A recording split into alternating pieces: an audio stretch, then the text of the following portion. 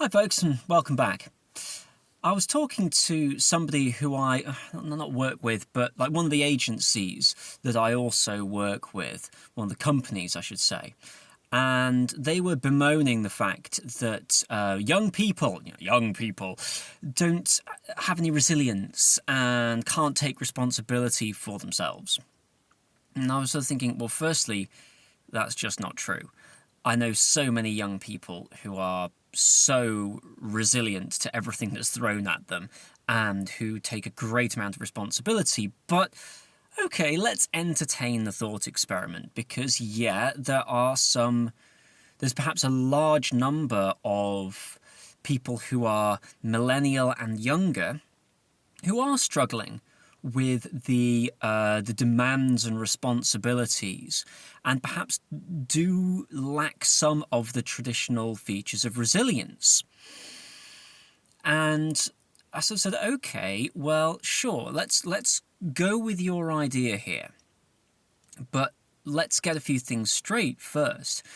You're talking about this as if it's, their fault and as if it's some sort of character flaw, but where does it come from? Where does all this come from? And there are going to, of course, be multiple answers. But I worked in mainstream education for over 8 years. And one of the things that I noticed was that there is a real, cliff edge. And on the one side of it, on the run up to the cliff, responsibility is being taken away more and more from young people who are in education.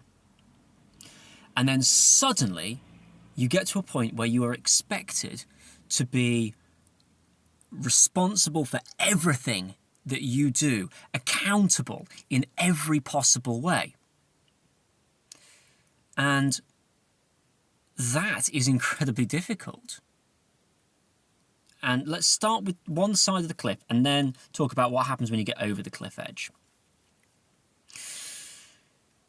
I've noticed in the time that I was teaching that essentially schools would make sure that as people were going through them, and it's sort of happening in universities as well, so it's not just schools, that responsibility is being taken away from the student, from the pupil. And they are not allowed to fail. No student is allowed to fail. And I understand why that is. I'm not blaming schools because the targets that are put on them by government are impossible. And the funding that's tied to the targets is so critical that, of course, they're going to make sure that nobody fails because that would harm everyone and everything. And schools and educational institutions being run more and more like businesses, which is, I consider that highly inappropriate. I'm going to do a separate video on that. But that's the reality. And what it does is it incentivizes schools to make sure that this pupil keeps working their way through and never stumbles, never fails. If they look like they're starting to fall behind, support is put in immediately. They're never in a position where they, go into an important assessment and they fail. And that's, I think, in particular, strikes at the relatively good achievers through to those who are kinda struggling but getting by. Those at the very top are slightly different, and I will address that. Those at the very bottom, again, I'll address that. But those students who are making their way through end up in this position where they've never been allowed to fail, so they never have the chance to exercise that responsibility for themselves. And you can't just, if you've never practiced something, then, you can understand something in theory, but if nobody actually makes you take responsibility for your own work and for your own destiny, then of course you're going to struggle to know how to do so. Even with the best will in the world, a lot of people want to take responsibility, but it's hard if you don't know how. And on the other hand as well, fear starts to creep in of the big shadow of failure.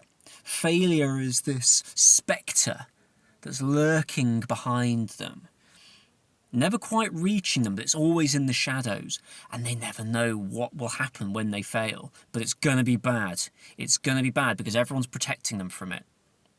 So you end up with people who never end up failing, or very rarely end up failing. And I mean, when I mean failure, I mean proper, completely blow it. But also, you know, they never end up failing, but they're afraid of the failure.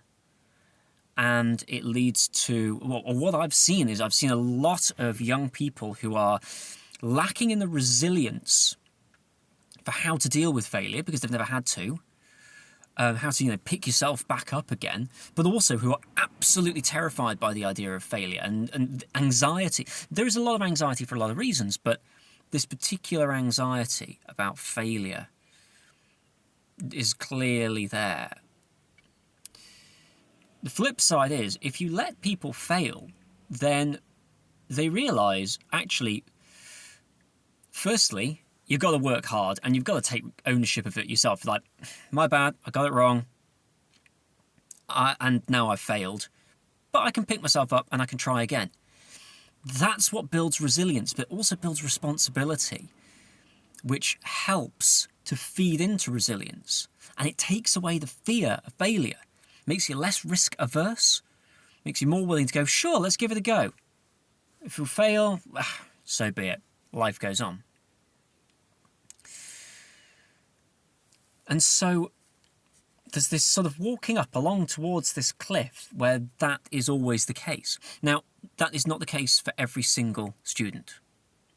The very top achievers often are very, very self-motivated and they take great responsibility for themselves, but then that can end up manifesting itself in neuroses and low self-esteem and low self-worth through perfectionism. That's a completely different matter.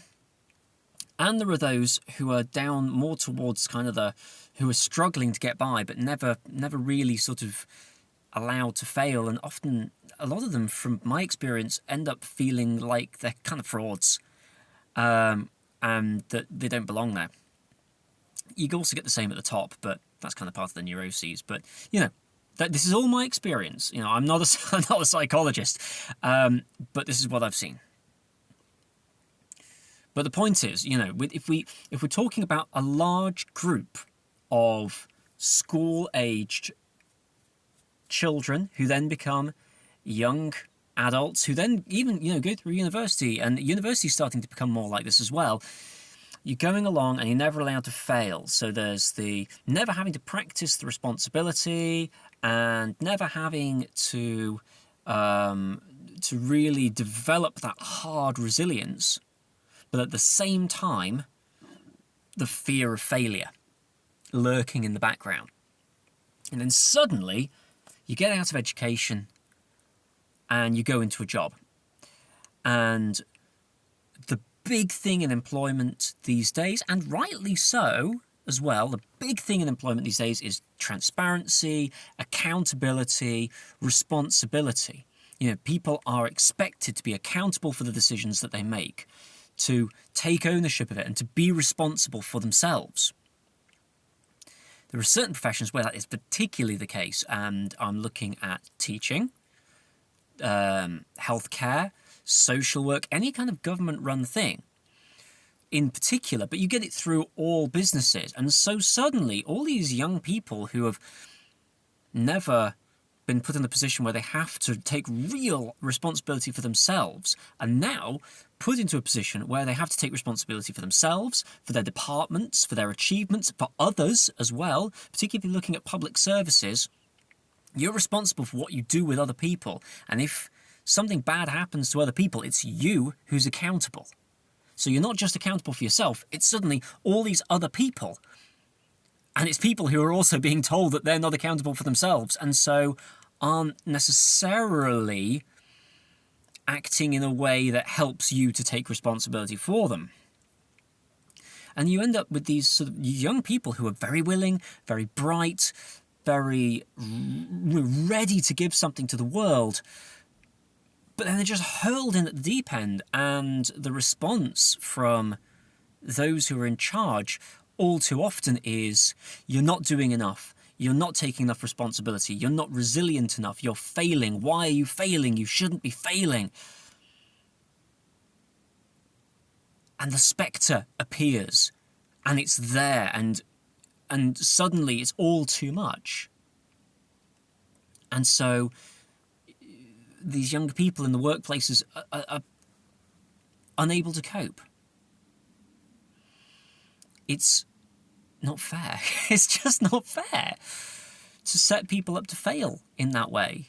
But that's kind of what I'm seeing in the system. And like I said, I'm not a psychologist.